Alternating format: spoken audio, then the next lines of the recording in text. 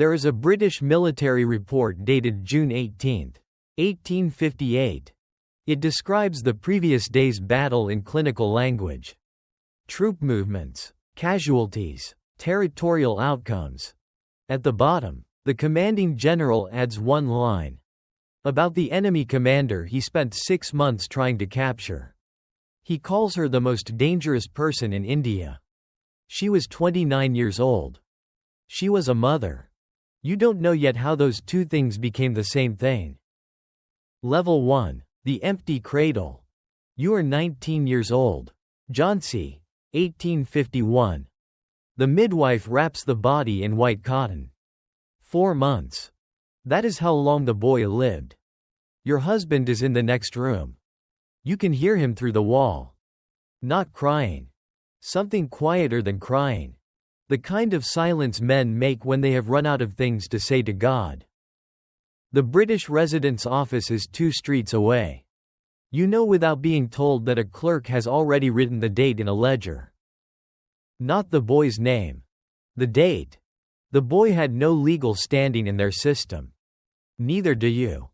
Outside, servants remove the marigold garlands from the doorway. 1 stem at a time.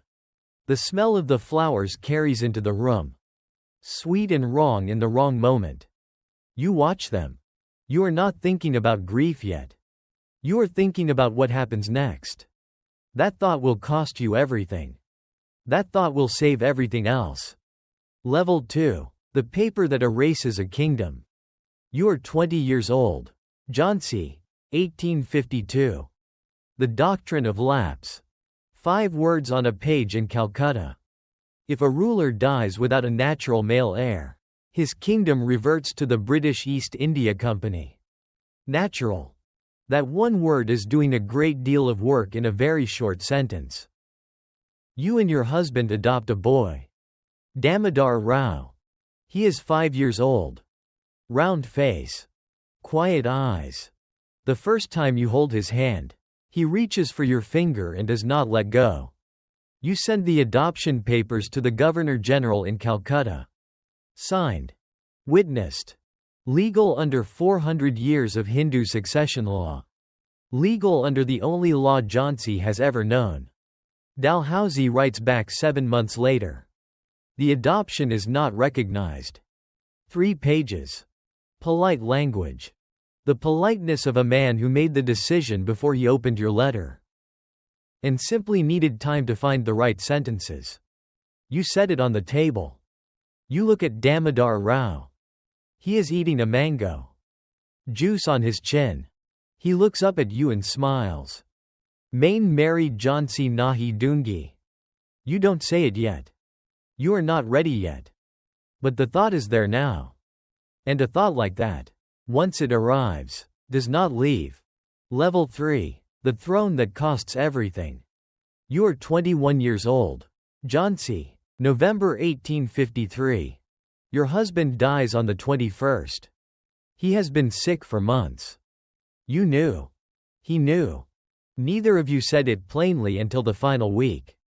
When plainness was the only thing left. He dies at 11 in the morning. The room smells of camphor and fever sweat. And jasmine someone brought from the courtyard. Trying to make the air feel like something it isn't. The British annex Jhansi 4 months later. They offer a pension. 60.000 rupees per year. Step aside. Accept that Jhansi, 400 years of your husband's family. The fort on the hill. The markets. The silk traders. The farmers who paid tax to your court. Now belongs to the East India Company. The pension papers sit on the desk for 11 days. You do not sign them. The British take Jhansi anyway. You are a widow. You are 21 years old. You have no army, no kingdom, no legal standing under their law. And a 5-year-old adopted son they do not recognize. They expect you to disappear. They have made a very specific kind of mistake. Level 4. The woman in the fort. You are 23 years old. Jhansi, 1855. They let you keep the fort. That is their oversight. You treat it as a workshop. You rebuild the palace guard. Quietly. You recruit women, roughly 1.500 of them across 3 years. You train them in the same drills as the male soldiers. Sword work. Mounted combat. Formation defense. The British resident writes to Calcutta that you are spending time on administrative matters. He is not wrong about the word. He is entirely wrong about what it means. You practice riding with Damodar Rao on your back. Not for show. You practice until you stop thinking about balance. Until your hips move with the horse before your mind tells them to. Until your hands are free for whatever they need to do. You file legal petitions to London. You write letters. Every one goes unanswered. The petitions are not the plan. The petitions are the paper. The real plan is in the fort yard every morning at dawn. Where 1.500 women are learning things the resident has decided are not worth reporting in detail. In 1857, he will regret that decision. Level 5. The fire that starts without you. You're 25 years old. Jhansi. May 1857. The rebellion begins in Meerut on May 10. Indian soldiers of the British Army. 90 cartridges. A rumor about what the grease is made of. It reaches Jhansi by June. The 12th Native Infantry mutinies. 66 British men, women, and children seek refuge in the fort. They surrender on a promise of safe conduct. They are killed. Not by your order. Not at your command. Every account you leave behind says you did not order it. The British will spend the next 4 decades arguing otherwise. Because it is easier to have a villain than to explain a chaos. But you understand, even before the bodies are cold, what this means for you. You are the Rani. You are the one who spent 3 years writing letters to London asking for Jhansi back. You are the one with 1.500 trained women in the fort.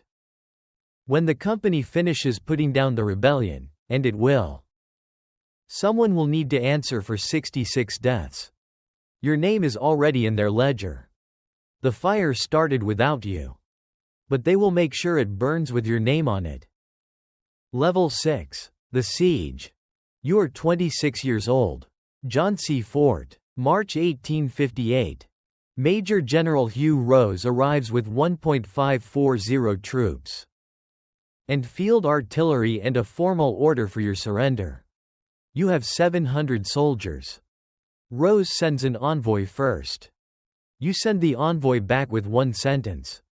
Hum swatantrata ke liye lat rehenge. We will fight for our freedom. The first shell hits the outer wall at dawn on March 23. The sound is not what you expected. You expected a crack. It is a pressure. A thud that you feel in your chest before you hear it with your ears. Dust comes off the wall in sheets. The air fills with the smell of burnt stone. You do not stay at the center. You move. Northern wall. Eastern gate. The breach that opens on day 7 where the artillery has found a weak joint in the masonry. You are there before the dust settles. Redirecting defenders by name, by unit, by hand. Your women soldiers, the ones the British resident called administrative matters. Hold the northern wall. 11 days. The women hold the northern wall for 11 days. While the rest of the fort bleeds men at every other point. On the 12th day, the wall comes down. On the 13th day, Rose's troops are in the city. You have 1 night left in the place where you were born. Level 7, 3 a.m. You are 26 years old. Jhansi, April 4, 1858. The city is burning. You can hear it. Not the fire itself. But the sound of the city's silence underneath it. The market streets where people used to argue about prices. Empty now. You tie Damodar Rao to your back with a long cloth. He is 7 years old. He does not make a sound. You leave through the smaller rear gate. while Rose's troops are moving through the main avenues. 2 attendants. A small mounted escort. You ride south. The first British cavalry patrol finds you at a river crossing 40 minutes out. You go through them. You ride through the night. Through the Vindhya hills. Through rain that starts around midnight. And turns the dirt roads to mud that your horse pulls through like something drowning. 102 miles. 24 hours. When you reach Kalpi, your horse collapses under you. Not slowing down. Collapsing. You step off before it hits the ground. You are already asking for another horse. Before anyone in Kalpi understands what they are looking at. A woman. A 7-year-old boy on her back. A sword she has not cleaned since the river crossing. What happened to Jhansi? Jhansi is behind me. What is ahead of me? Level 8. The council that almost stops you. You are 26 years old. Kalpi, April 1858. The rebel commanders are here. Tatyad Tope. Rao Sahib. Survivors of a rebellion that has been losing for 6 months. They look at you carefully. A woman who just rode 102 miles with a child on her back. And arrived asking for a battle plan. This does not fit any category they have prepared for. Tatyad Tope speaks first. He wants to hold Kalpi. Defend it. Wait. Hope the British overextend. You listen to the whole proposal. You do not argue with it. You say, take Gwalior instead. The Maharaja of Gwalior is company aligned. But his soldiers are not loyal to a salary. They are loyal to something older and more specific. You have read their commanding officers' names. You know which families they come from. Tatyad Tope is silent for a long moment. He agrees. On June 1st, you ride into Gwalior. The contingent switches sides before you fire a single shot. The Maharaja flees the city in the early hours of the morning. For 4 days, the rebel coalition controls one of the most important fortified cities in central India. General Rose gets the news on June 3rd. He is already moving before the messenger finishes speaking. You have 4 days.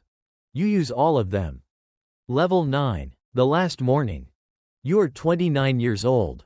Kotak Ki Sarai. June 17, 1858. It is early. The air still holds last night's cold. Campfire ash. Dust. The particular smell of a camp that knows what the day is going to be. You dress in the dark.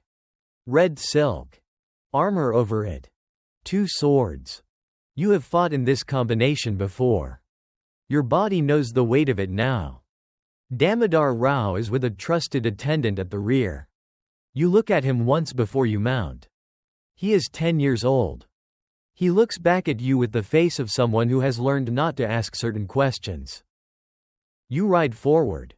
The British cavalry engages before the sun clears the hills. The ground here is dry and flat. And gives nobody an advantage they haven't already earned. The battle lasts 4 hours. What happens at the end depends on whose account you read. The British say you were shot from your horse. The accounts from your own soldiers say you withdrew to a grove of trees. Dismounted. And died in the shade. What is not disputed by anyone. You are found in soldier's clothing. Not a queen's robes. Not court dress. The clothing of someone who stopped caring about the difference between those two things. At some point in the last 3 years. General Rose writes in his official report. The Rani of Jhansi was the most dangerous of all the rebel leaders. He means it as a military classification. You would have accepted it as the only honest thing the British ever wrote about you. Level 10. The thing they couldn't burn. You are gone. Damodar Rao is alive. The British move quickly. They write reports. Rebel. Traitor. Fanatic. 3 words that appear in hundreds of documents over the next 2 decades. The reports are very careful with language. They are less careful about one thing. The 1.500 women you trained in the fort. Nobody writes them into any official account. Nobody charges them. Nobody exiles them. Nobody burns their houses. Because nobody in the residence office ever put them in a report in the first place. They were administrative matters. They go home. They are still alive. They tell their daughters what they learned in the fort yard at dawn. Their daughters tell their daughters. The British controlled the ledger. They could not control what was not in it. In 1947, 89 years after Kota Ki Sarai, India becomes independent. The new government looks for people who resisted before resistance had a name. They find you. Not in the British reports. In the daughters. Level 11, the cloth. There are many ways to measure a life. The British measure yours in pages. 3.000 pages of official reports, letters, depositions, and classified correspondence. Produced between 1853 and 1860. Concerning one woman in one fort in one city in central India. 3.000 pages to manage a person they claimed was not dangerous. But the only measurement that stays with you, the one that does not fit in a ledger, is the weight of that cloth. The cloth you used to tie your son to your back at 3 a.m. When the city was burning. You had already lost one child to this empire. The boy in the white cotton who never drew a second breath. That loss, the one without a battle, without a famous last word, without a charge, happened before you understood what the empire actually wanted from you. What it wanted was your disappearance. You tied a child to your back instead. You rode 102 miles in 24 hours instead. You trained 1.500 women who disappeared into the population and cannot be counted instead.